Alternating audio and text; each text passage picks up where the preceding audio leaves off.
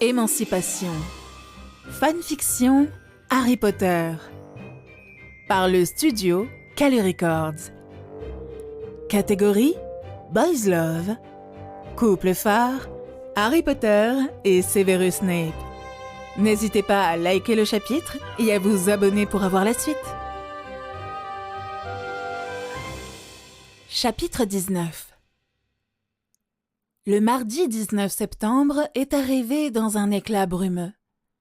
Assise à la table du petit déjeuner, entourée de ses amis, Hermione Granger a attendu avec excitation que sonne 8h42, heure de sa naissance et du passage vers la vie d'adulte dans le monde magique.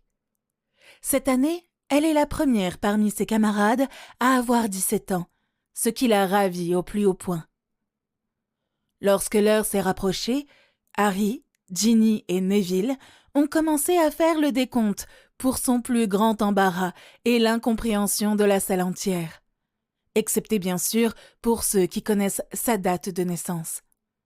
Dès que le chant a été entonné, elle a ressenti les plus étranges sensations, une sorte de chaleur partant du ventre pour se diffuser avec régularité à travers tout son corps. Lorsque cela a atteint sa main droite, le dessin sur sa baguette s'est transformé en une brume dorée, avant de disparaître complètement. À cet instant, elle a senti une augmentation de sa puissance, et tout s'est terminé avant même qu'elle n'ait eu le temps de cligner des yeux. En fait, elle n'a pas eu l'impression d'être différente de ce qu'elle était quelques minutes auparavant.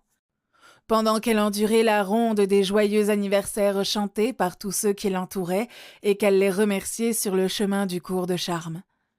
Cependant, la connaissance de ce fait l'a suffisamment enthousiasmée pour qu'elle se permette un petit saut en marchant et un sourire ridicule sur le visage. Sourire qu'elle serait certaine de trouver honteux dans toute autre circonstance. Le professeur Flitwick l'a félicitée au début du cours, tout comme d'autres l'ont fait plus tard à l'heure du déjeuner. Oui, même le professeur Snape. Après tout, c'est une tradition. À sa grande surprise, le professeur McGonagall lui a offert un cadeau, un magnifique journal orné de ses initiales. Le présent n'a, cela dit, pas étonné la plupart des gens qui s'attendaient à quelque chose de ce genre. Ginny lui a expliqué en chuchotant qu'il s'agissait de la confirmation de son changement de statut social. Ici, elle est une personne à part entière et de ce fait pourrait exiger un traitement particulier. Certes, cela ne correspond pas à son éducation libérale, mais elle doit garder à l'esprit que le fait d'être née de Moldu dans une société aussi archaïque ne constitue pas un bon début dans la vie. Du coup, peut-être devrait-elle profiter des quelques bénéfices qu'elle pourrait en retirer. Hermione Granger n'est pas stupide. Lorsqu'elle a mis la charrue avant les bœufs avec la salle, lors de sa 4e année, elle a appris une leçon très précieuse. Une leçon que la plupart des nés de Moldu apprennent à la dure et souvent trop tard. Ce monde est gouverné par le pouvoir, l'argent et l'influence des grandes familles. À leurs yeux, elle n'est personne, sauf si elle possède ces mêmes atouts pour compenser ce qu'elle n'a pas, à savoir un nom et un statut social, sans compter la connaissance. Elle a suffisamment étudié le fonctionnement de cette société pour convaincre son père de prendre à cœur les paroles des représentants du ministère et de lui constituer une dot, juste au cas où. Avec le recul, ça s'est avéré une très bonne chose. Même si cela n'a guère d'importance désormais, elle va hériter de tout. Devenir majeure signifie qu'elle est bonne à marier, et sans une dot adéquate, ses prétentions n'auraient pas été élevées, voire quasi inexistantes. En ce sens, elle se considère chanceuse d'avoir décroché comme petite amie le futur chef d'une ancienne et respectée famille, ce d'autant qu'il a laissé entendre qu'il avait des projets maritaux, ce qui n'était pas donné d'avance. Et bien que Théodore Nott l'aime et l'aurait épousé quand même, elle sait que d'un certain point de vue, il est un sang pur, aussi fanatique que les autres. Et, par conséquent, elle est plutôt satisfaite que sa future épouse lui apporte 20 000 galions et plusieurs maisons pour démarrer. Voilà pourquoi elle n'est pas surprise lorsque la question de la dot est mise sur le tapis par les curieuses. Lavande et Parvati, même si, au fond, tout le monde s'est révélé intéressé par le sujet. « Ah, allez, Hermione, tu devrais commencer à réfléchir sérieusement à ton avenir maintenant que tu es majeure. » explique Lavande sur un ton désagréable, tandis que Parvati et quelques autres acquiescent de la tête. L'ampleur de la dot est hautement déterminante dans les chances de la fille et habituellement, c'est censé être connu du public. Oh, vraiment, pas possible. Hermione se retient de ricaner, mais vu que l'attention de la majorité de la salle est tournée vers elle, elle décide qu'elle ne peut pas y échapper. Bien, si tu veux tout savoir, elle pose sa cuillère et se tourne vers l'autre fille au sourire écœurant. 10 000 galions en liquidité, 2 maisons, une en Angleterre et l'autre qui est une résidence de vacances sur la Côte d'Azur en France. L'affaire de mes parents, qui représente environ 10 à 15 000 galions, et que je vais demander aux gobelins de vendre au plus vite, et des bijoux hérités de ma famille. Elle lève le nez pour faire son petit effet. Ce ne sont pas des bijoux qui datent de plusieurs centaines d'années, mais une belle parure de perles et de diamants qui appartenait à ma grand-mère.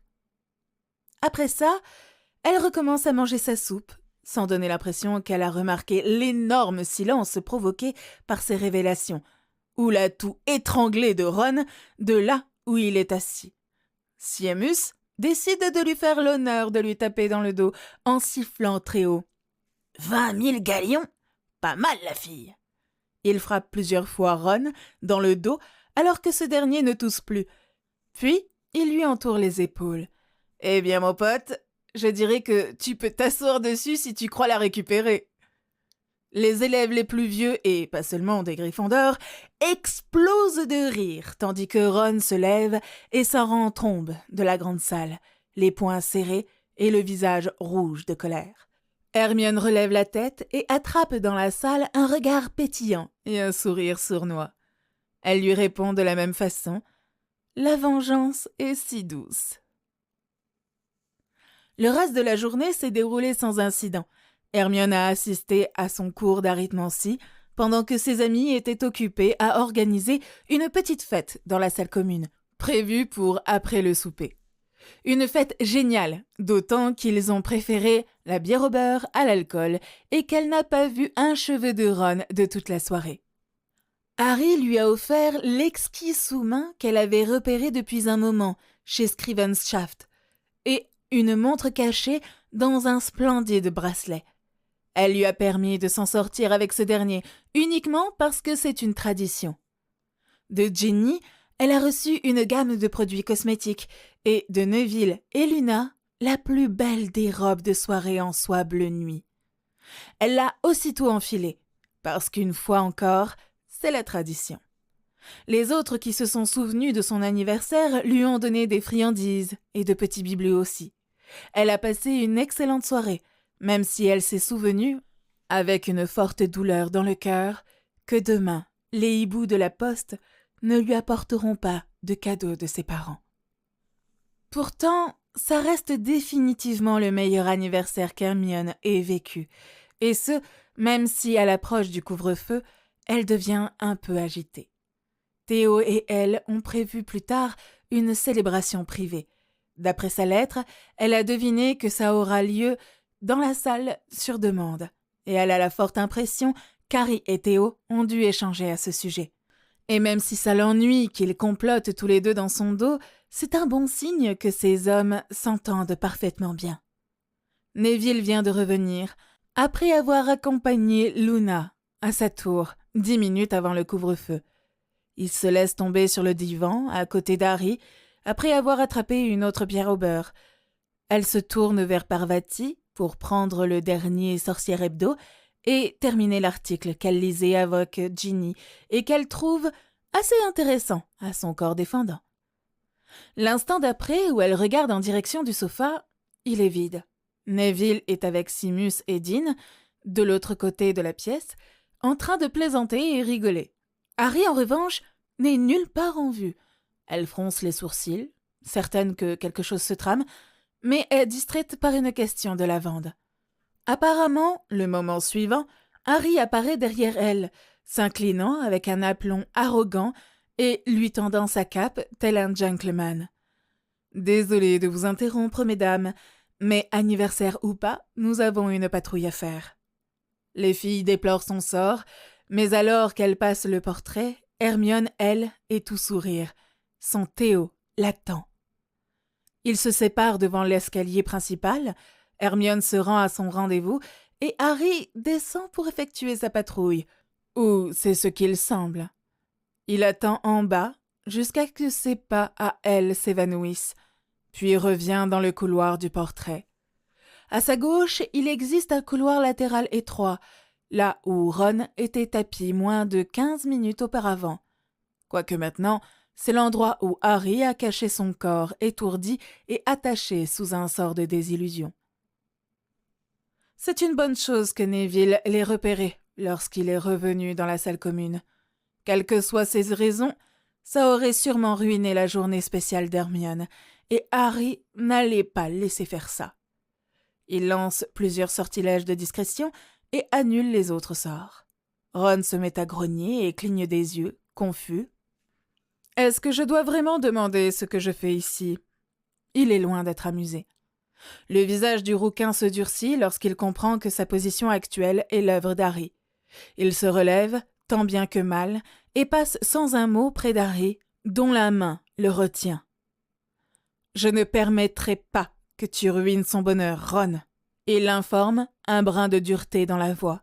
« Tu as eu ta chance, et c'est entièrement ta faute si, à l'époque, tu l'as laissé passer. » Ron s'écarte pour se libérer et sort précipitamment, sans un regard en arrière. Harry le regarde se retirer, avec le sentiment insistant que ce n'est pas son dernier coup d'éclat.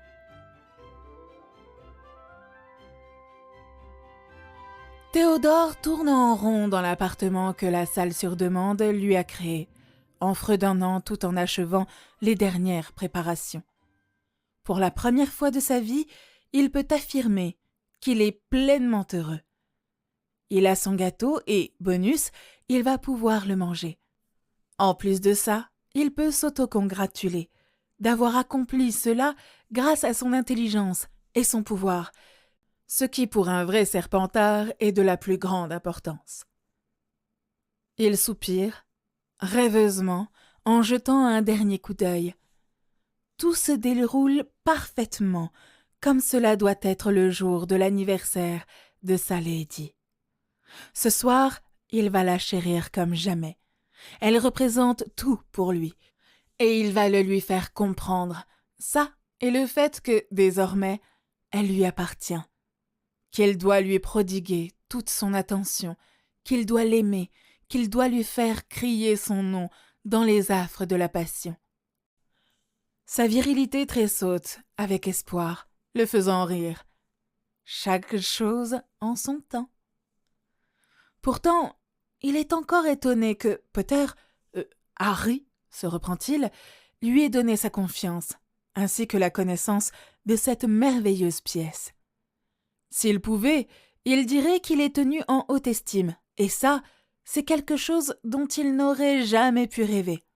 Bien sûr, il aurait dû se douter que d'avoir une relation avec Hermione lui ouvrirait les portes du cercle le plus exclusif de l'école, mais qui se serait attendu à ce qu'il soit accueilli à bras ouverts? Certainement pas lui. Cela dit, c'est bien d'avoir, osera-t-il le dire, des amis. La vie est belle. Mais cela pourrait être mieux. Il sourit pour lui-même et lance un tempus. Il reste seulement 2 minutes. Oups! Il devrait peut-être perdre cette habitude de rêvasser.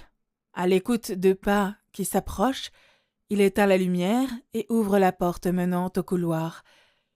Et il les entend, faisant un écho à travers les couloirs vides, même s'ils sont légers. Un instant plus tard, Hermione apparaît à un tournant, tenant sa baguette allumée au-dessus d'elle, pour mieux voir. Elle sourit et s'approche dès qu'elle le voit debout dans l'entrée sombre. « Merlin » qu'elle est belle. Il ne peut pas s'empêcher de faire traîner ses yeux sur son corps et son visage. La magnifique robe qu'elle porte n'aide pas vraiment, révélant sous son meilleur jour sans trop en montrer. Il est en effet un sacré vénard. Elle s'éclaircit la gorge pour lui rappeler ses manières, bien que le sourire sur ses lèvres montre que ça ne la dérange pas d'être ainsi fixée. Il s'approche et l'enlace dans un câlin et la gratifie d'un baiser. « Joyeux anniversaire, mon amour !» Sans dire un mot, il conjure un bouquet de ses roses rouges favorites et lui tend. Le sourire qu'elle lui envoie en récompense pourrait donner honte au soleil, le réchauffant plus profondément aussi. Après un baiser de remerciement prolongé, il finit par la faire entrer à l'intérieur et referme la porte derrière eux.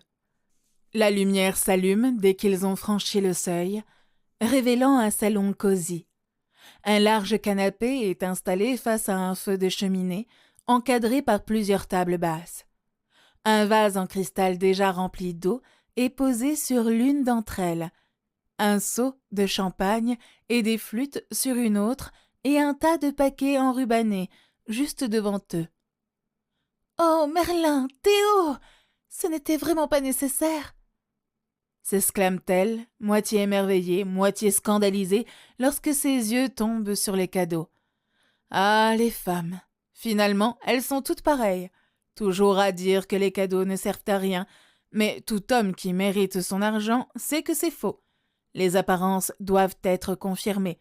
Alors il se contente de poser sa main au niveau de ses reins et la pousse vers eux. Peut-être.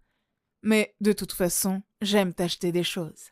Ils sourirent d'un air suffisant, ce qui lui vaut de récolter un regard en demi-teinte. Il les conduit sur le canapé et remplit les 2 verres pendant qu'Hermione dispose les roses. Maintenant, il lui tend une flûte et prend l'autre qu'il lève pour un toast. « Je voudrais boire à ta santé et à ton bonheur, à un avenir florissant et tout ce qui suit. Mais ça ferait trop cliché. » Elle glousse doucement, le faisant sourire.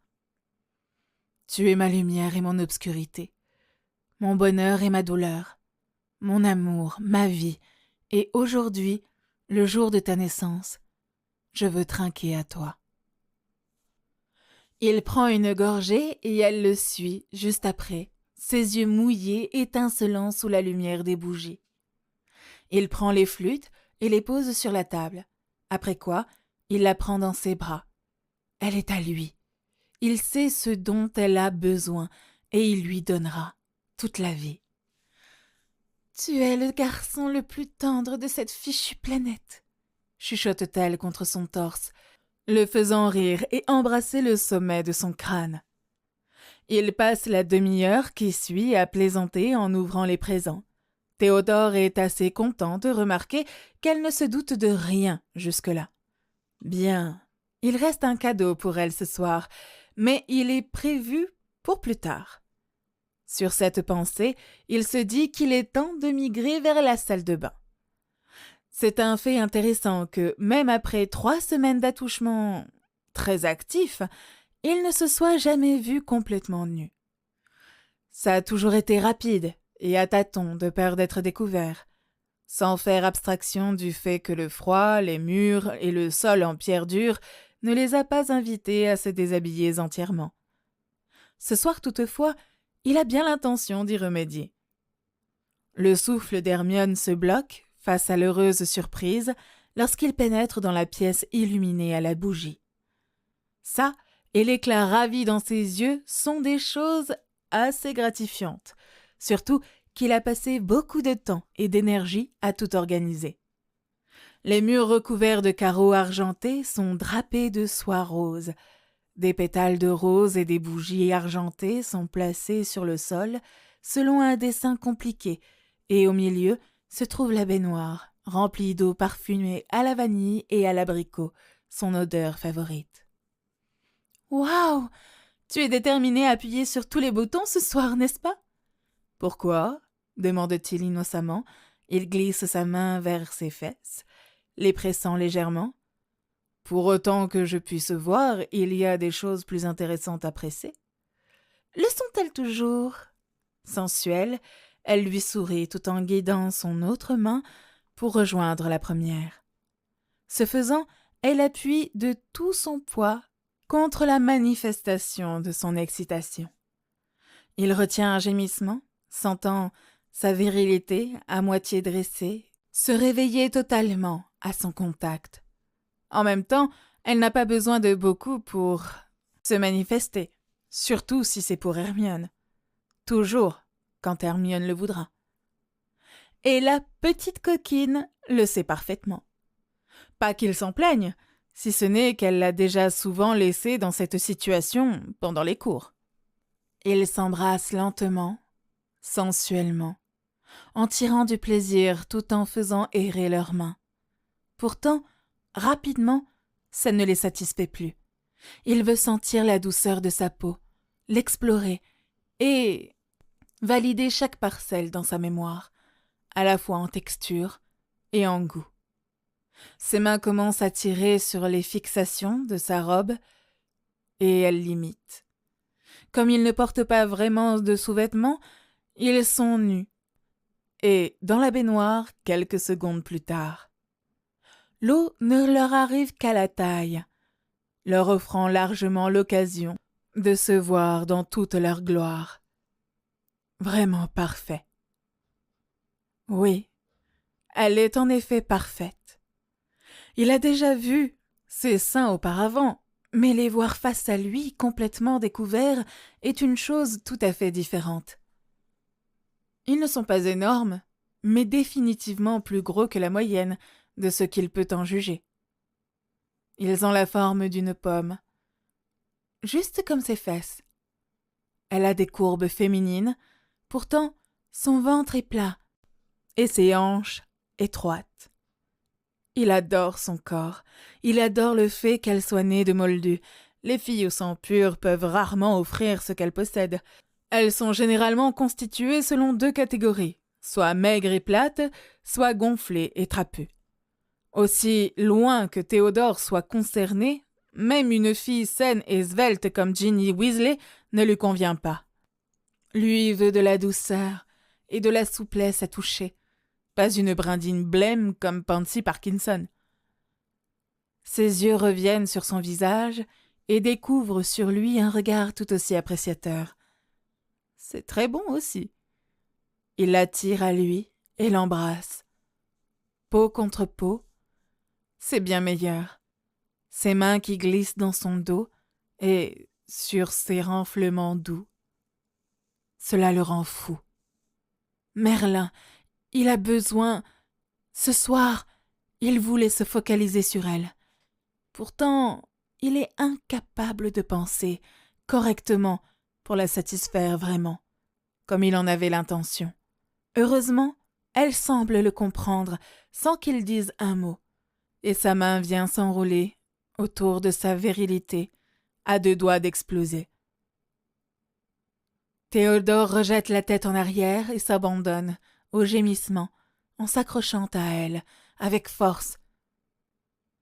Cela ne demande que quelques mouvements supplémentaires, et il est obligé de serrer les genoux de peur qu'il cède dans un plaisir si troublant qu'il l'emporterait jusqu'au sol. « Merci, mon amour. » C'était une simple phrase de remerciement, mais chargée de plein de sens. Merci de me comprendre, de ta patience et de ta gentillesse, et de te préoccuper de moi. Merci de m'aimer malgré mes nombreux défauts. Elle sourit, en resserrant son bras autour de lui, et il sait qu'elle a compris. Ils finissent par se laver, après qu'il lui ait fait toucher les nuages, plus d'1 fois. Et ils ressortent de la salle de bain avec l'intention de ne pas dormir de sitôt. Il sourit. Enfin, autant qu'il le peut, vu l'activité que sa bouche est en train de faire.